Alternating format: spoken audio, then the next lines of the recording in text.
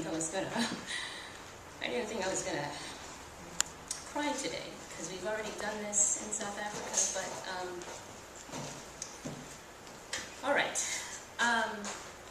Just to let everybody know that Zola and I returned from South Africa about a week ago, and I just wanted to let everybody here know that we had such a tremendous outpouring of love and support from people who knew our family, especially those people who knew our family before we moved to America.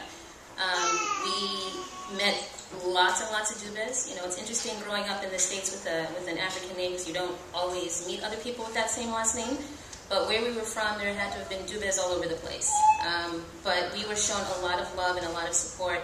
And when we were putting this obituary together, it filled me with so many warm, pleasant, memorable memories that I can think of. But it also taught me a lot about my dad. There were things that I discovered actually when this obituary was written.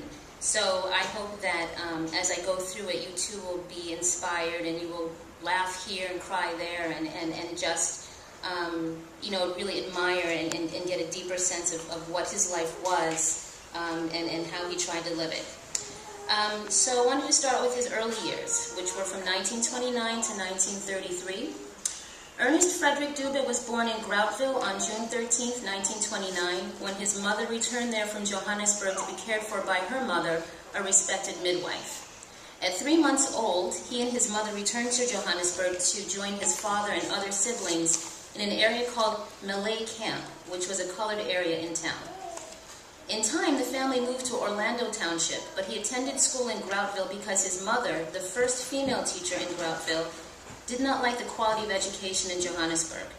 However, he did return to Johannesburg during school breaks, and as a result, he had friends in both areas, became fluent in many languages, and was quite comfortable associating with different chaps. His education, from 1933 to 1953.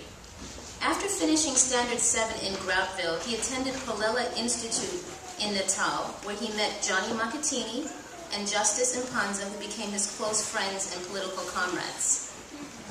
Afterwards, he attended Adams College and earned his junior certificate and his teacher's certificate. While at Adams College, he joined a protest over the poor quality of food and was expelled in his final year. However, he was still allowed to write his exams. How? The principal met him at the gate to escort him to the exam room, and when the exam was over, he was escorted right back out of the school. In this way, he passed his T3. In 1953, with his certificates in hand, he enrolled in the Jan H. Hoffmeyer School of Social Work and finished in 3 years. His early career, from 1953 to 1960. On the advice of Johnny Makatini's mother, who commented that Lamontville had no social worker who stayed longer than 3 months, Fred began working there out of curiosity. In time, the residents and he became fond of each other, so he stayed longer than the 1-year period he had initially given himself. The work was challenging, in part due to fearsome gang activity. So what did he do? He played dice with some members, and unbeknownst to them, he cheated them by compromising the dice. After winning, he would say, "Now look, I work, I earn money, but you don't. Why don't you do something better than this thing of being out in the street, forcing everybody, cars, and everything to stop? Come to the gym." So they went to the gym, and he ran with them to the beach. This is how many of them later became great soccer players for Lamontville Golden Arrows. He would say to them, "It's cowardice, this thing of being dependent on a knife. Why don't you depend on your fists and be a man?" Afterwards, whenever they found somebody with a knife, they would take him to task and say to me, "Teacher, you see this fellow is giving us a bad name." Lamontville became a very safe place.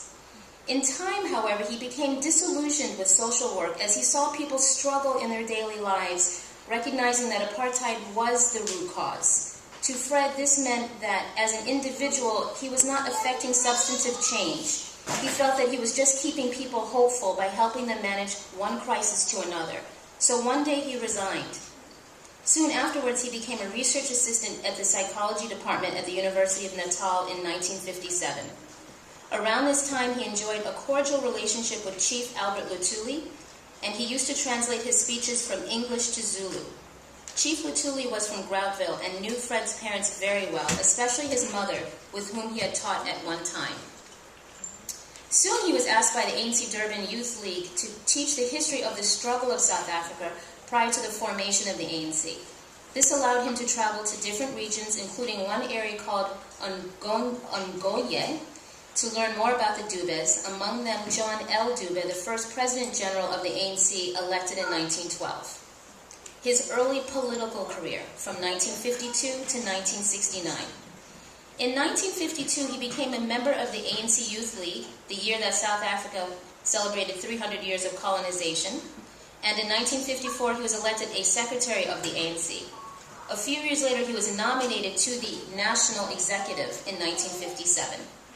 Yet for all of his work as a university researcher and a young activist, he still made time for friendship and regularly met with Johnny Makatini, Mazizi Kunene, Ben Magubane, Galeka Sello, and Sidney Dunn at the Victoria bus rank in Durban to discuss matters of the day, and as they say today, chillax. As the fight for free South Africa became more important to him in the early 1960s, he became General Secretary of the Natal ANC region. This also made him vulnerable in the apartheid state, as his political activities and associates were deemed threatening and subversive, especially since the ANC was a banned organization and had yet to attain widespread support in the KwaZulu-Natal province.